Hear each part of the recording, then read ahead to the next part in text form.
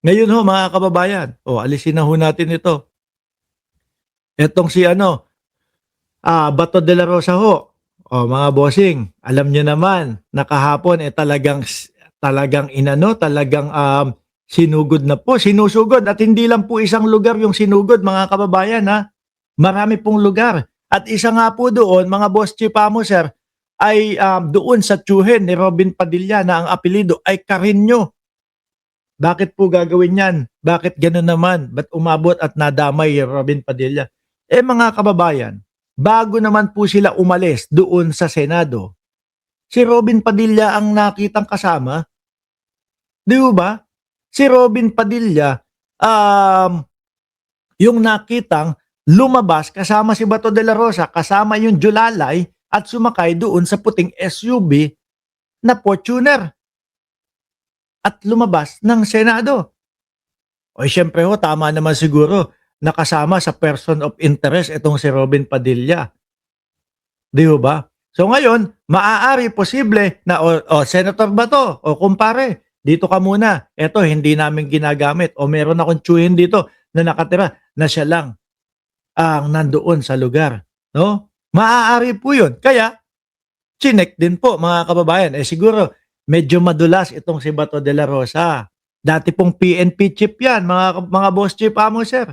Ano po, panigurado meron pang mga bubwit na bumubulong kay Bato de la Rosa, "Sir, mukhang may operation kami diyaan sa'yo. Natiktikan ka na. Baka may nagsumbong na kapitbahay diyaan. Alis na po kayo diyan." Kaya nakadula si Bato de la Rosa. 'Di ho ba? Maaari po 'yun. Ano sabi dito sa balita na 'to? Sinalakay ng CIDG at NBI ang isang bahay sa subdivision sa Balibago, Angeles City na posibleng pinagtataguan ni Senator Ronald Bato de la Rosa. Ngayon, ano kaya ang iniisip ng isang Bato de la Rosa? 'Di ho ba? Ano kaya ang iniisip ng isang Bato de la Rosa na talagang kailangan na siyang makuha ng kapulisan? Bakit po, mga kababayan? Unang-una, Interpol na lang, eh.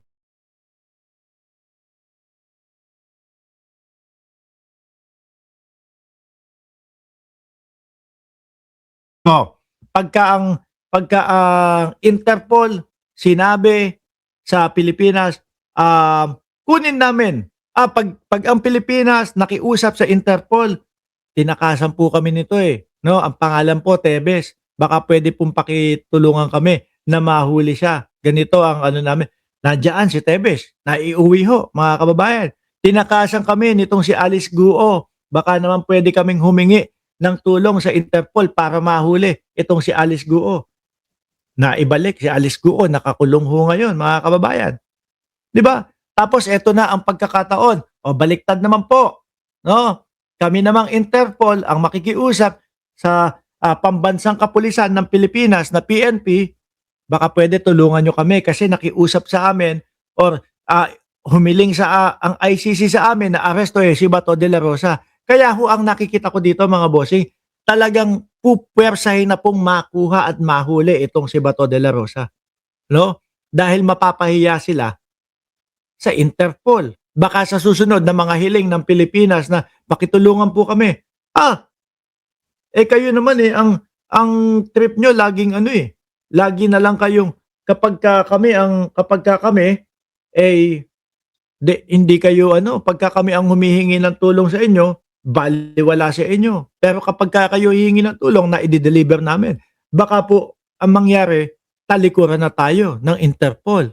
Ano po? Pero basahin natin yung mga komento dito ng mga DDS.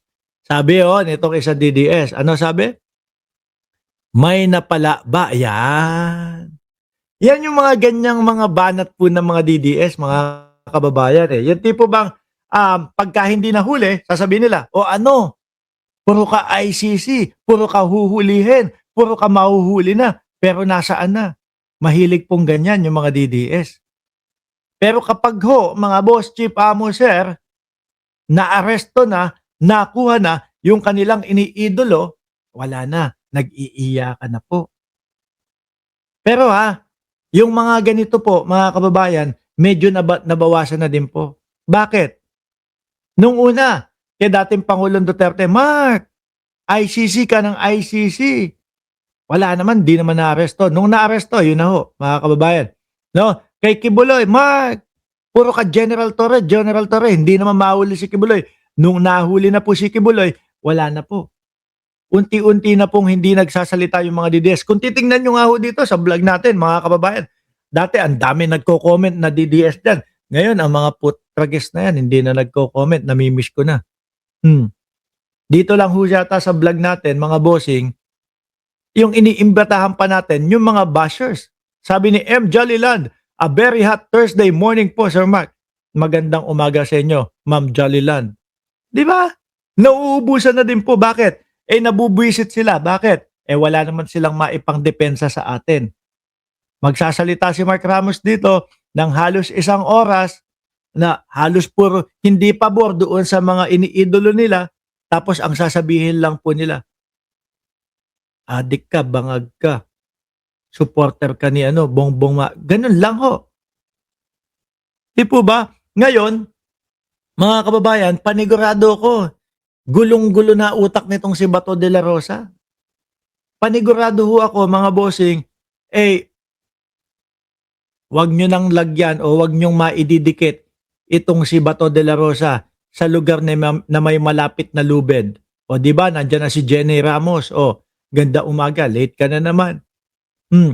Wag na wag nyong hahayaan, kung sino man yung mga kasama ni Bato de la Rosa, wag nyong hahayaan na may kutsilyo sa gilid niya, wag nyong hahayaan na may lubid sa gilid niya, wag nyong hahayaan na pupunta sa mataas na lugar.